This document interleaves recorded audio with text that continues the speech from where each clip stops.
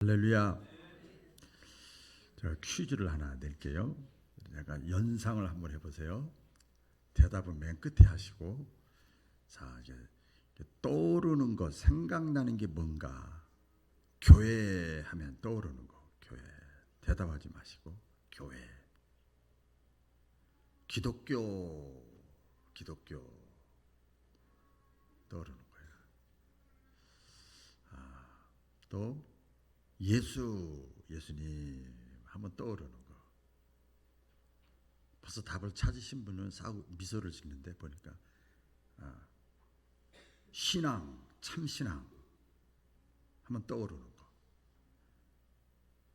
좀 더 이제 쉽게 들어갑니다. 고난 하면 떠오르는 거. 희생 하면 떠오르는 거 있죠. 헌신 하면 떠오르는 거. 죽음, 여기까지 하는데 못 맞히면 그분을 회개하셔야 돼. 그럼 떠오르는 게 뭘까요?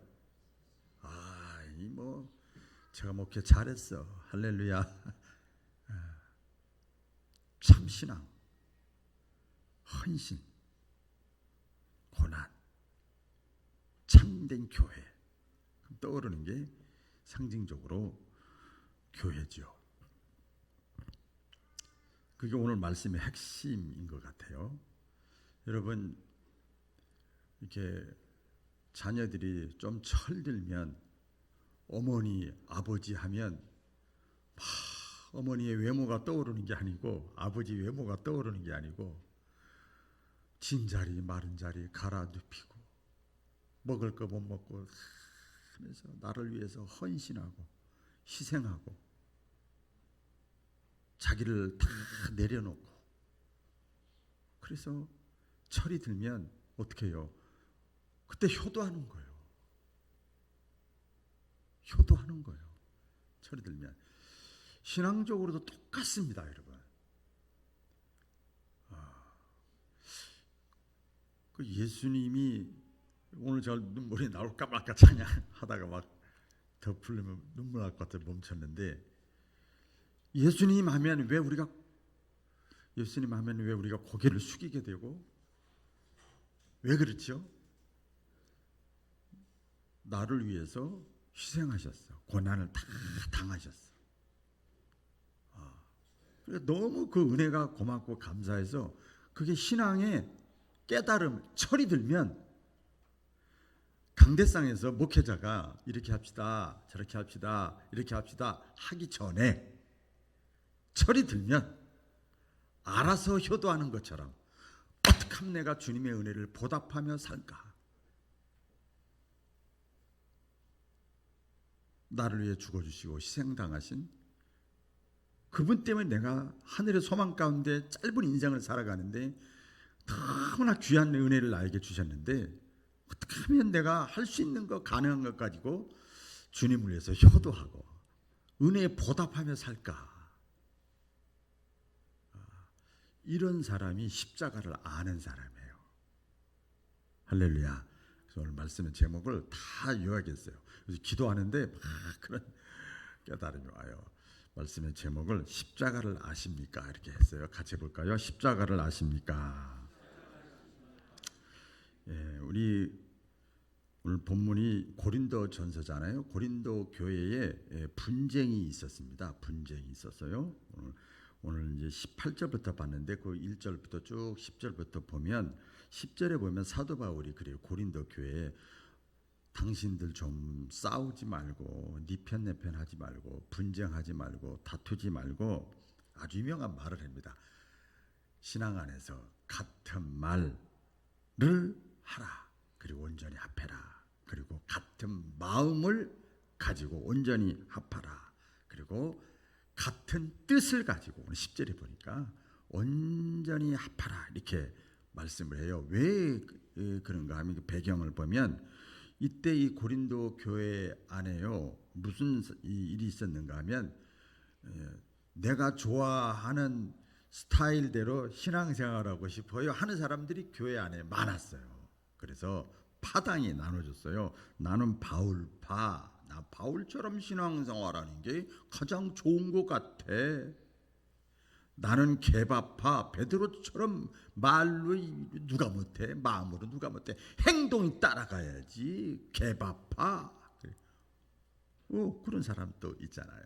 나는 아볼로파, 행동이 따라가면 뭐에 머리에 든 게 있어야지. 아볼로파.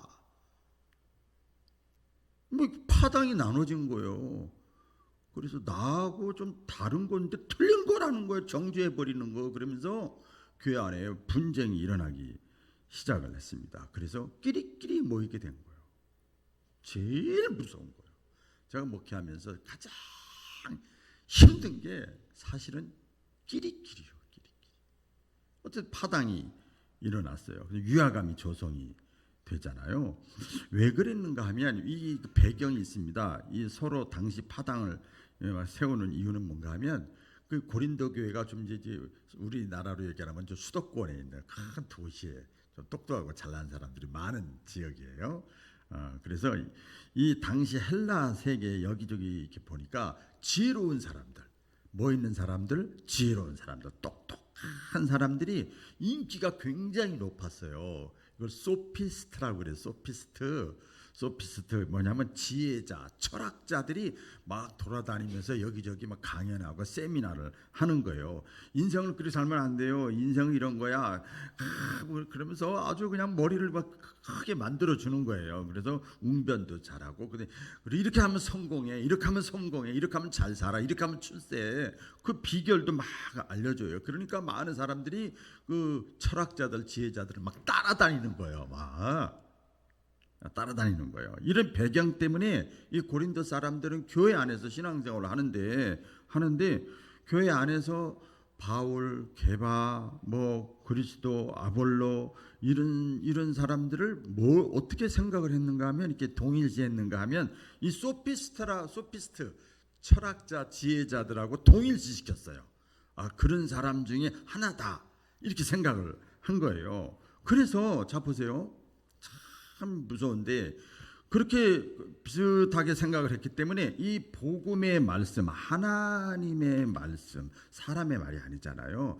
이 하나님의 말씀을 헬라의 지혜, 인본주의하고 혼동했어요.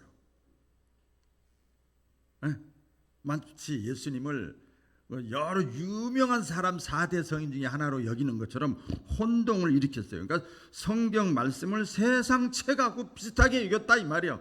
쉽게 말씀드리면 혼란을 일으켰어요. 그래서 이 사람들이 어떻게 됐냐면 하나님의 말씀인데, 사람의 말이 아니고 하나님의 말씀인데, 이 하나님의 말씀이 전해지는데 사람의 말로 받기 시작한 거야. 이게 신앙이 병들기 시작하는 거야. 이제 제가 기도원에, 여러분 옛날에 그랬지만 제가 기도원 가서 어떤 분이 막 열심히 설교하더라고요. 근데 이미 기도원에 갔을 때는 마음의 문이 다 열렸잖아요. 하나님만 바라보지 뭐 세상 바라보고 학력 바라보고 뭐 책 바라보지 않잖아요. 근데 알고 봤더니 그 사람이 집사님이야. 나 집사님인 줄 알았으면 아마 은혜는 못 받았을 거야. 근데 그냥 아멘 그러는 거야. 하나님의 말씀으로 받은 거지 그 집사의 말로 받은 게 아니거든요. 그러니까 이 하나님의 말씀을, 복음의 말씀을 세상의 지식과 혼돈해서 받았어요.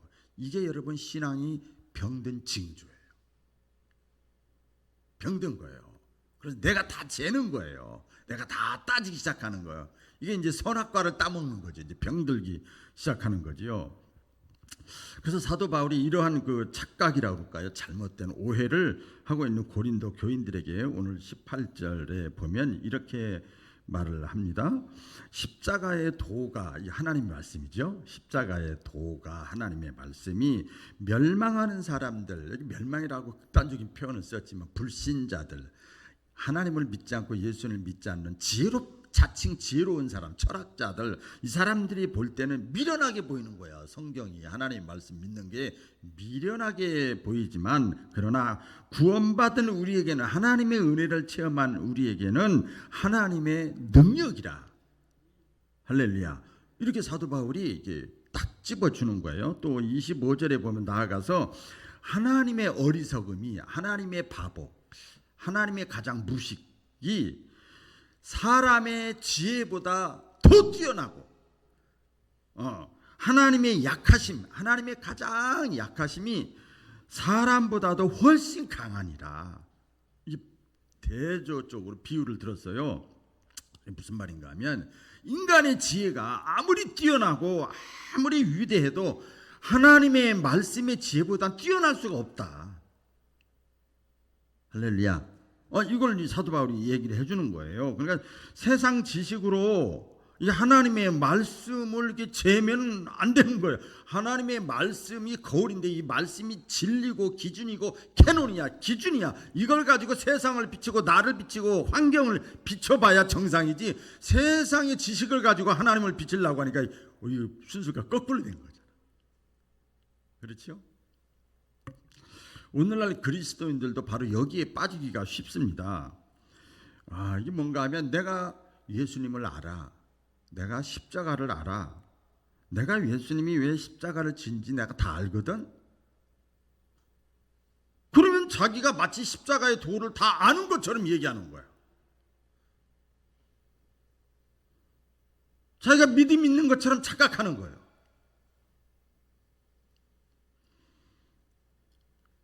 오늘 설교 말씀의 제목이 십자가를 아십니까? 그랬죠? 제가 여쭤볼게요. 여러분 십자가를 아십니까? 대답 안 하는 거 제가 알아. 목사님 내가 권사요. 내가 40년 믿었어. 내가 성경 필사를 내가 몇 번 했는데, 내가 교회 다닌 지가 얼마나 오래됐는데 목사님 그 수준 낮은 얘기를 합니까? 좋아요. 그러면 제가 좋아요. 그 이제 안 물어볼게요. 그러면 잘 들어보세요. 그러면 십자가를 경험했습니까?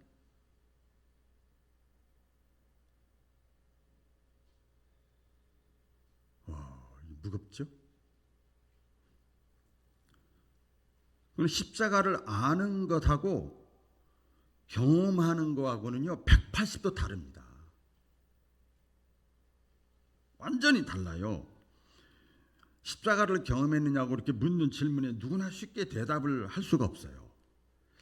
이제 십자가를 경험한다는 것은 뭐 계속 말씀드리겠습니다만은 내가 기꺼이 억지로라도 주님을 위해서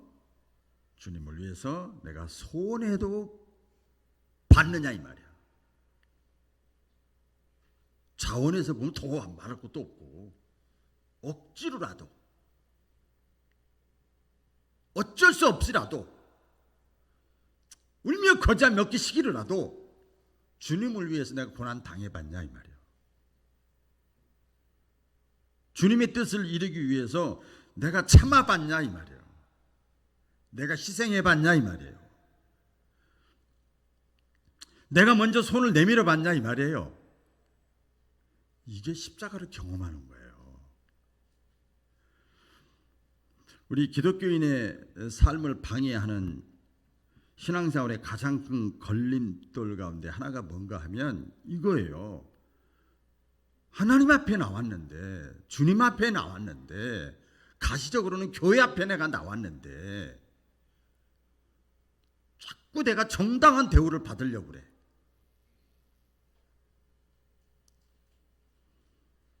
그리고 자기의 권리를 자꾸 찾으려고 그래.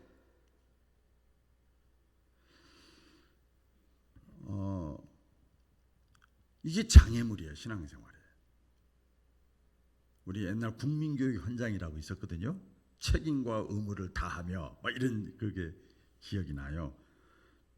자기가 책임과 의무는 성경을 보고, 여러분 집사가 될 때라든지 임직을 받을 때라든지 헌법적으로나 성경적으로 근거해서 보면 거기에 대한 거 기본적인 신앙생활 책임과 의무도 안 하면서, 못하면서 혜택을 누리려고 그러고 특권만 누리려고 그러고 권리만 찾으려고 그러고 조금 더 손해 안 보려고 그러고 불이익을 당하지 않으려고 하는 게, 이게 신앙생활의 큰 장애물이에요.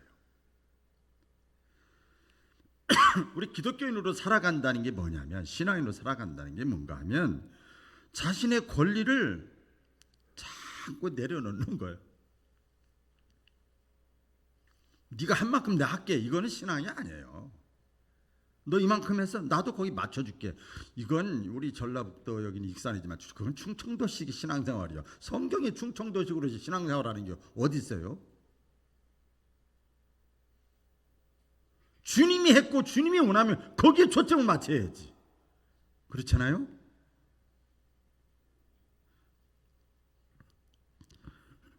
자신의 권리를 포기하고 하나님의 절대 권리를 인정하는 것이 신앙인의 삶이에요. 신앙인의 삶. 신앙인의 삶. 왜 그러냐면요.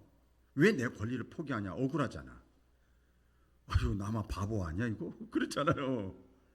왜 그러냐면요. 잘 들어보세요. 하나님은 살아계시기 때문에 그래요. 하나님은 살아계셔요. 같이 해볼 거예요. 하나님은 살아계신다. 하나님이 살아계셔요.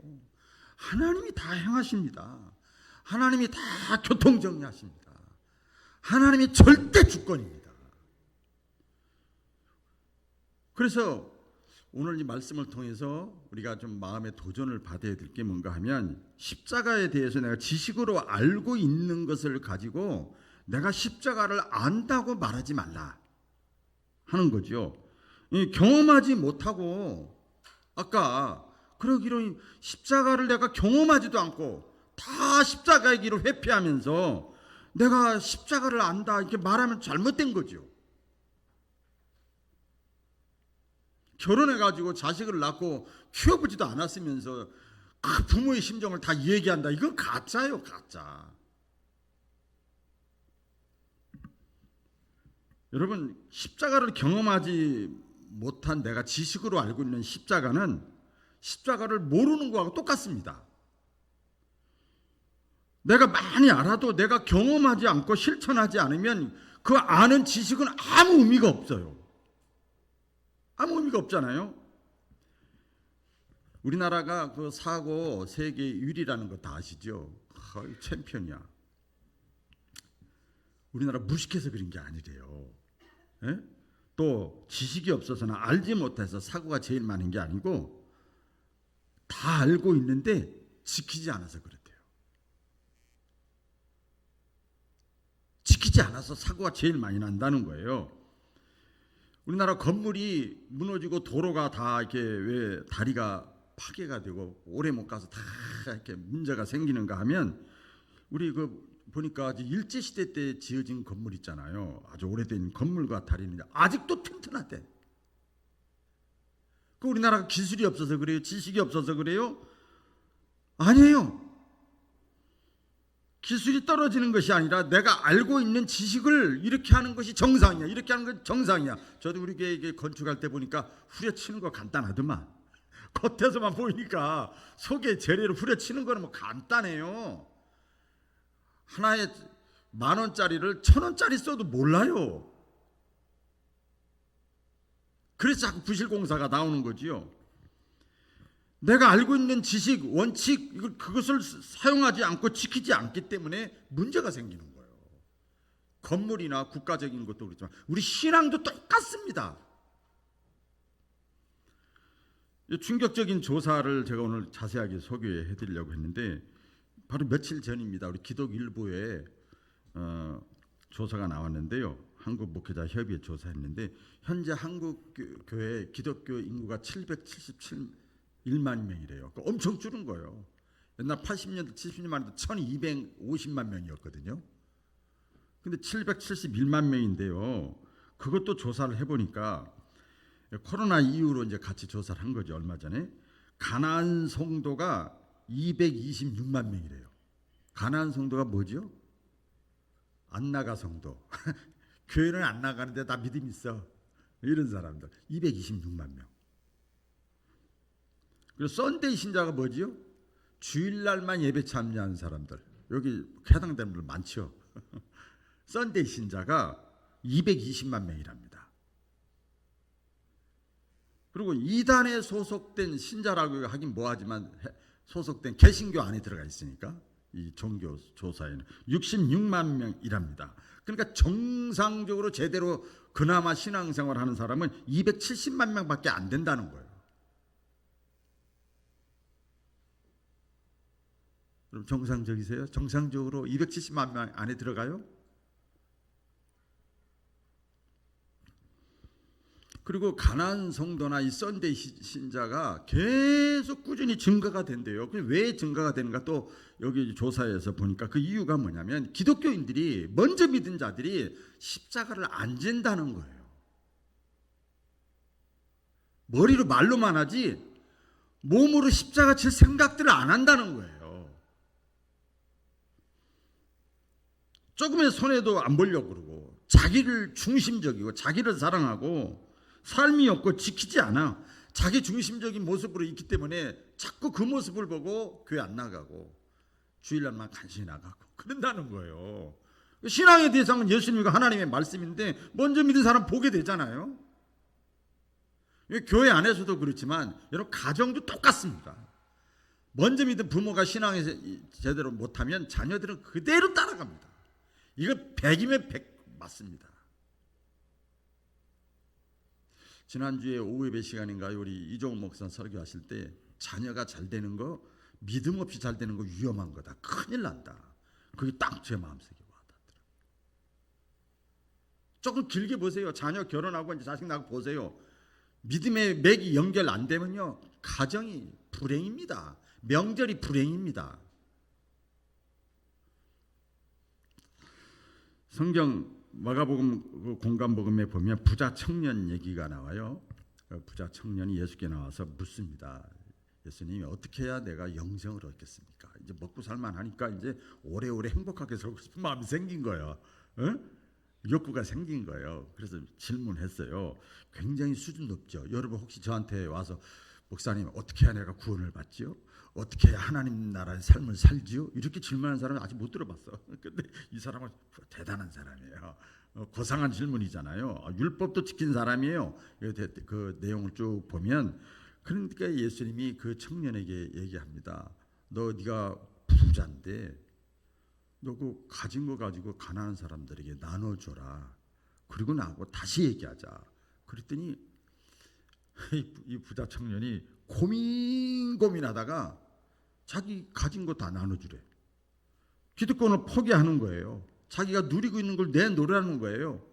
그러니까 고민하다가 그냥 예수님을 떠나버렸어요. 그 내용이 나옵니다.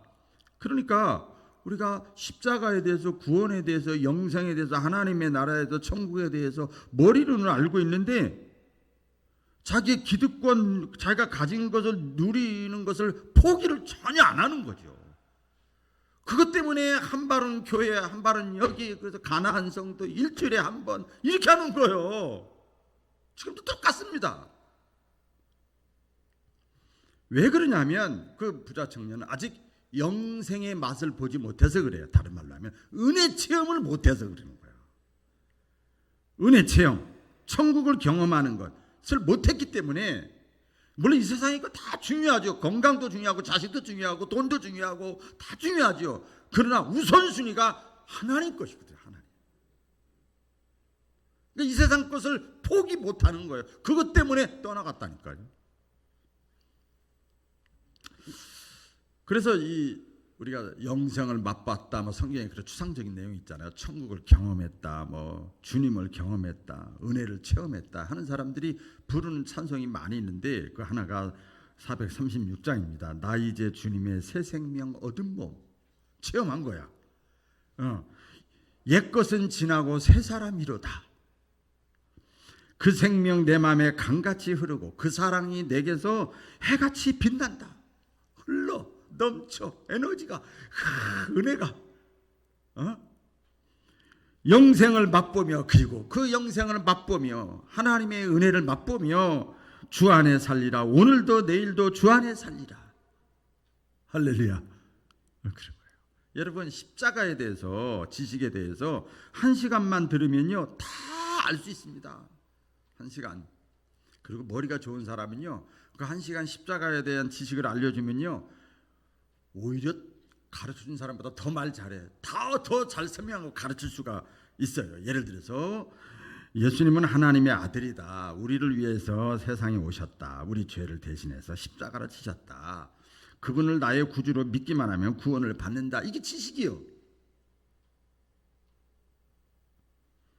그런데 문제는 뭐냐면 지식은 1시간이면 충분한데 십자가를 경험하는 것은 지식만큼 1시간 가지고는 불가능합니다. 여러분, 안다라고 하는 것은 성경에 언어로 야다라고 하래요. 야다라고 그래요. 같이 해볼까요? 야다.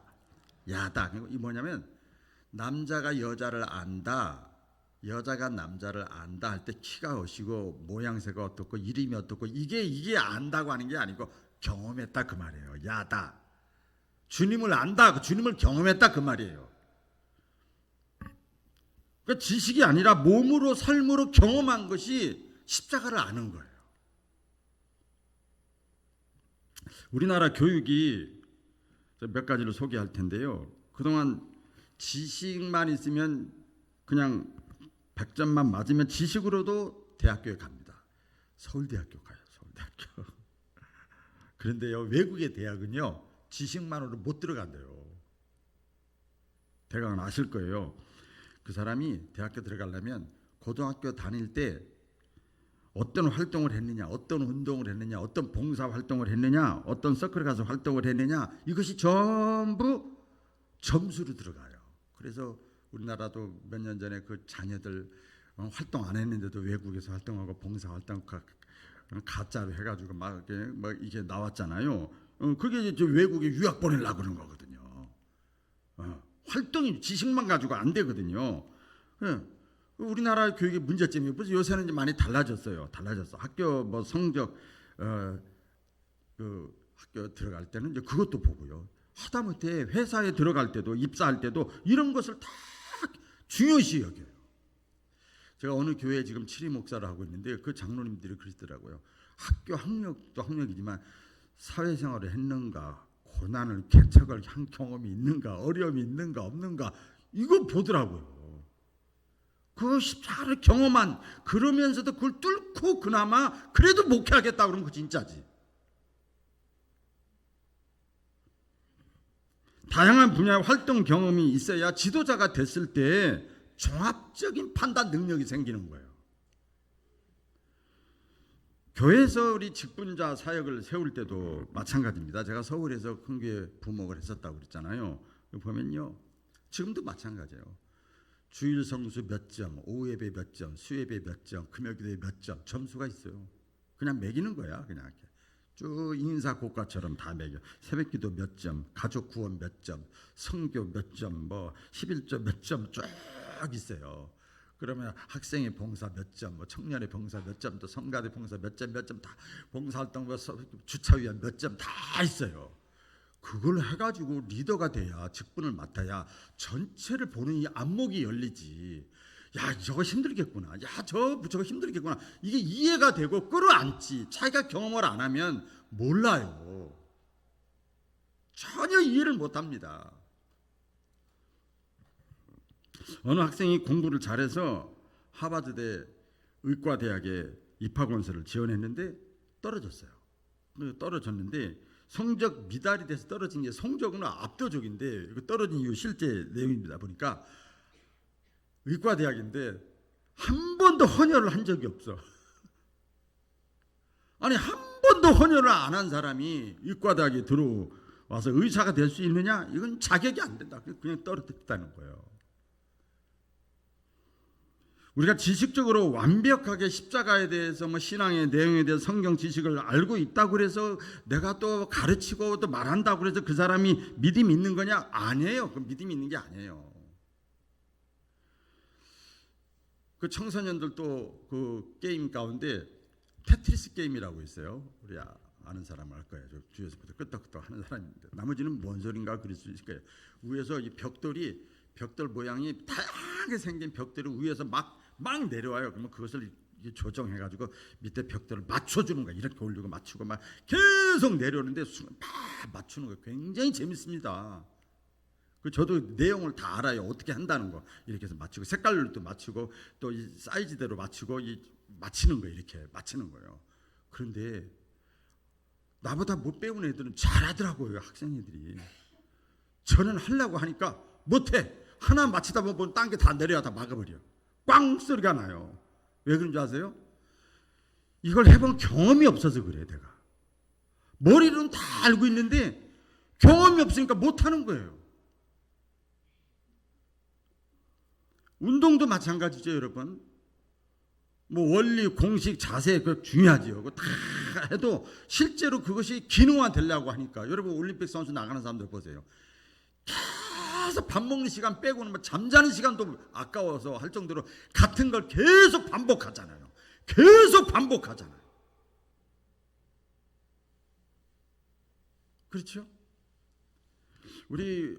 제가 신앙적으로도 그런 것 같아요. 사역, 주일한다고 그러죠. 사역을 할 때도 뭐 직분자들, 구역장이 뭐 하는 거다, 강사님은 뭐 하는 거다, 장로님은 뭐 하는 거다, 뭐 회장님은 어떻게 하는 거다, 기관장은 어떻게 하는 거다, 예배는 어떻게 하는 것이다, 기도는 어떻게 하는 것이다, 어떻게 해야 된다, 신앙생활 어떻게 해야 된다, 다 알아도 내가 순종하지 않고, 내가 지키지 않고, 내가 실천하지 않으면 아무 의미가 없는 거예요. 그렇죠? 근데 그 말하라면 또 잘해, 말은.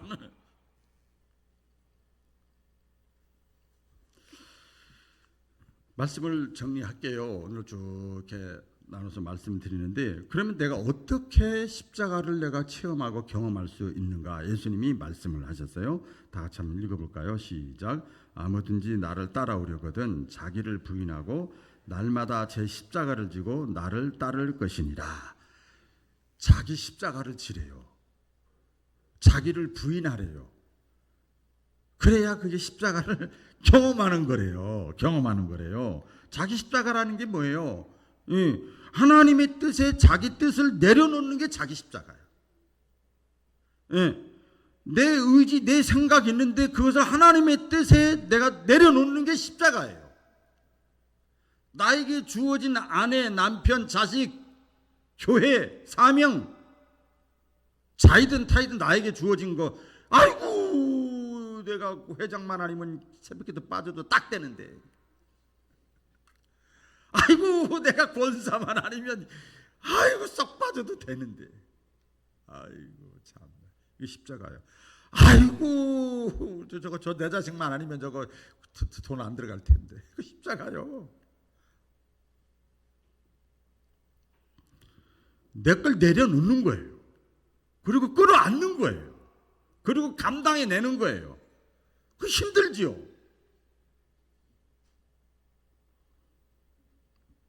심지어는 예수님처럼 내가 죽기까지 하는 거예요. 죽기까지. 근데 안 죽여요. 하나님이. 여러분 꼭 기억하세요. 죽고자 하면 살아요. 할렐루야. 네? 우리가 기억을 해야 됩니다. 십자가는 끝이 아닙니다. 내가 믿음으로 하나님의 말씀을 붙잡고 기꺼이 억지로라도 십자가를 경험하기 위해서 내가 십자가를 지면, 감당하면 반드시 승리하게 하시고, 반드시 좋은 일 있게 만드시고, 반드시 하나님이 도와주세요. 이게 기독교예요. 기독교. 이런 은혜가, 이런 삶이 저와 여러분에게 있기를 주의 이름으로 축원합니다. 기도하겠습니다. 하나님 아버지, 십자가 뒤에는 반드시